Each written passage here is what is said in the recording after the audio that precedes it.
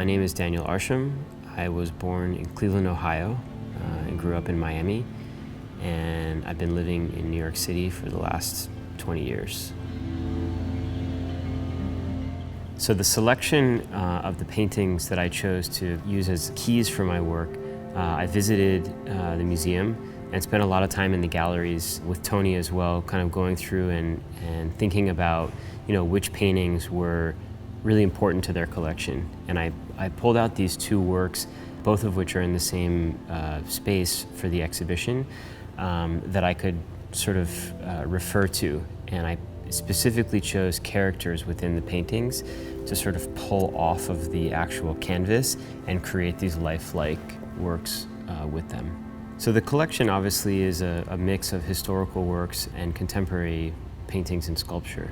And I thought, given the importance of the Tiepolo painting to the collection, I think it's probably one of the most well-known paintings in Australia.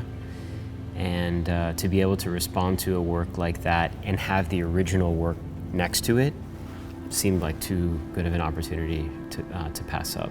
In this case, because they're referring to figures that are in the painting, you're able to sort of look at this hollow draped figure and then the drape in the original works and kind of create this connection. The other obviously interesting part of this for me is the articulation of fabric in painting could almost have its own entire, art historical text about it. And I think the translation of the fabric from the painting, I've even tried to replicate some of the folds that are present in the paintings in the actual fabric and draw these correlations between the physical and the rendered version in the painting.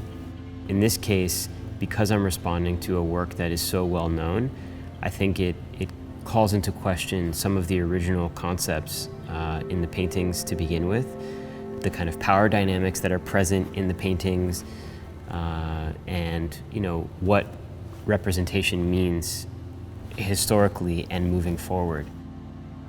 The tools and processes that were used are quite typical of works that I've made in the past. I've never made a hollow figure in this scale, so there were some challenges in thinking about structurally how to piece that together. And obviously it also has to be transported from New York to the museum in Australia. So once I had selected the figures that I wanted to highlight or draw out in the paintings, I created mannequins in the position of those figures, and I scaled them slightly over life size. So the Tiepolo painting in particular is such a monumental work. I wanted the figures to almost be slightly larger than life, right? So once the mannequins were produced, they were turned upright, so they're facing the ceiling, and the fabric was draped over them. So I'm kind of using gravity to draw out these folds. And then they're stiffened with a resin, fiberglassed, many layers of fiberglass and joint compound and plaster, and surfaces sanded smooth, and eventually they're painted with the paint that matches the walls in the gallery. So they also have this relationship to the architecture of the space. I think NGV obviously is one of the most critical and widely attended museums in Australia and frankly in the world. And so to be part of an exhibition like that with other artists who are thinking about what it means to live in this era, in an interesting way, I've been discussing my work in the Triennial for at least over a year, certainly before COVID. And the context of so many different things have changed in relation to the work, in relation to the works in the museum, how we view works. And so I'm, super happy to be part of that conversation.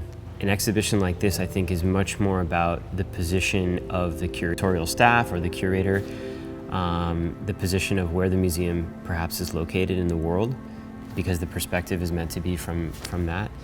And in some ways, you're able to kind of piece together a movement, a dialogue that's happening globally in art. So I've always found, the Biennale in Venice and exhibitions like that that have a sort of holistic view of what's been happening in art over the last couple of years to be really kind of insightful. I mean, I think philanthropy in the arts and particularly in arts education has been something really important to me in my own life, and super grateful for the support of the museum and of their donors who have, created a scenario where I could create this work, where it could get transported to Australia and acquired for the permanent collection of the museum, which will be, it's the first work that I'll have in a museum in Australia, which is certainly, significant milestone for my career and for audiences that I know I have for my work in Australia.